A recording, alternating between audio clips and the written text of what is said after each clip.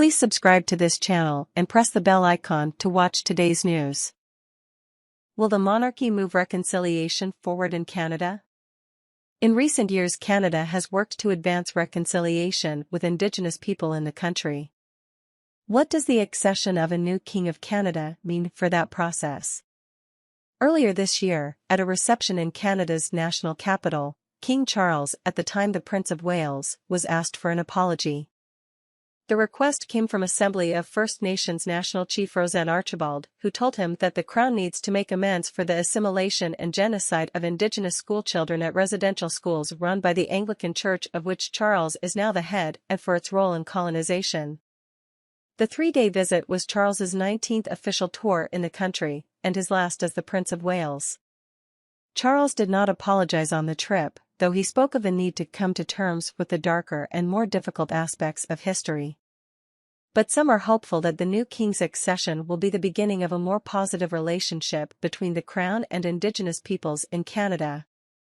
Around the world, Commonwealth nations, including Canada, are grappling with what the role of the monarchy following Queen Elizabeth's death, and what her son, Charles, should do to make amends for colonialism. In Canada, the King's accession comes amid a national conversation about reconciliation with Indigenous peoples. It is a conversation that has been building for years, but came to the forefront last summer as First Nations came forward with evidence of the discovery of unmarked graves on the sites of former residential schools, government-funded institutions established in the 1800s that were part of a former policy to assimilate Indigenous children. For Canada, reconciliation is multifaceted. In addition to a royal apology, many have called on the Crown to return Indigenous artifacts that were removed and taken to Britain, and to play a more active role in honoring historic treaty relationships between the monarchy and Indigenous people. These treaties are constitutionally recognized agreements that define the rights and responsibilities between Indigenous groups and federal and provincial governments. Treaties with the Crown date back to the 1700s. And negotiating modern treaties is seen as an important part of reconciliation. Cree writer and former treaty negotiator Darrell J. MacLeod argued in Canada's Globe and Mail newspaper earlier this month that Queen Elizabeth failed to use the resources available to her to make amends for things done in the Crown's name, from issuing formal apology to the repatriation of Indigenous artifacts. He said he hoped the King will have the insight and determination to accomplish what his mother wasn't able to, and use whatever time that might remain for the Windsor dynasty's role in Canada to turn things around. The child graves behind Canada's national reckoning. Watch, Canada 60 Scoop. Indigenous survivors map out their stories. Canada was a monarchy even before it was a country.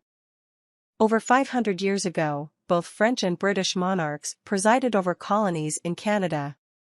The connection between the Crown and Indigenous peoples dates back even further, to when Europeans first set foot on the continent.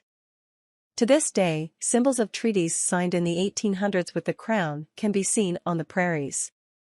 When they were signed, treaty medals, which acknowledged promises made by the Crown, were handed out.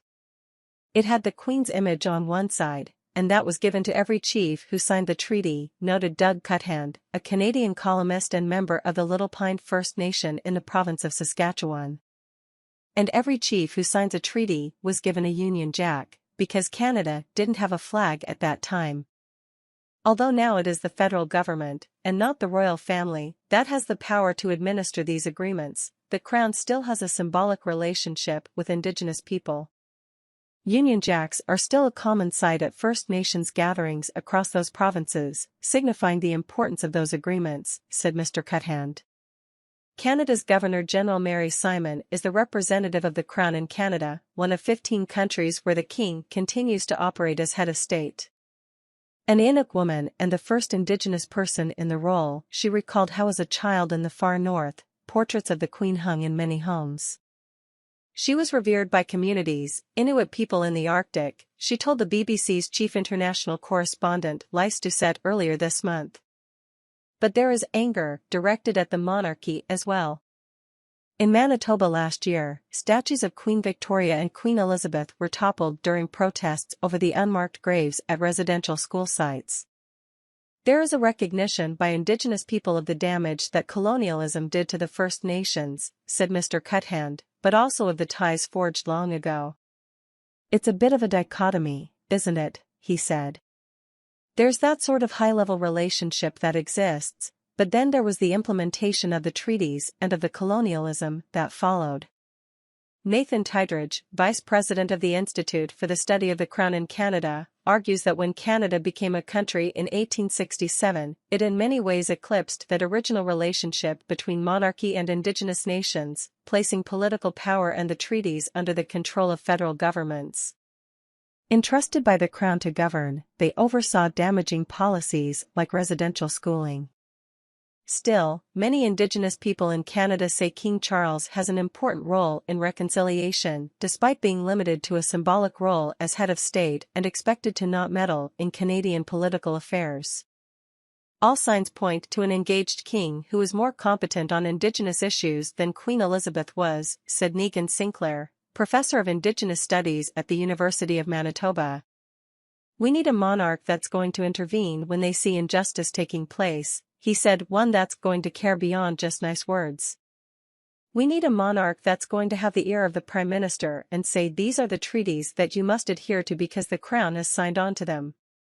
King Charles recently reiterated to the Governor-General that he was committed to reconciliation, and Mr. Tydridge sees the potential for work to be done through the Crown's representatives like Ms. Simon and her counterparts in Canada's provinces.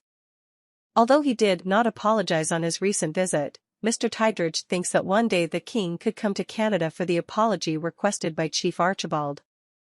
You don't just come for a whistle-stop tour, and then issue an apology. This takes time, he said.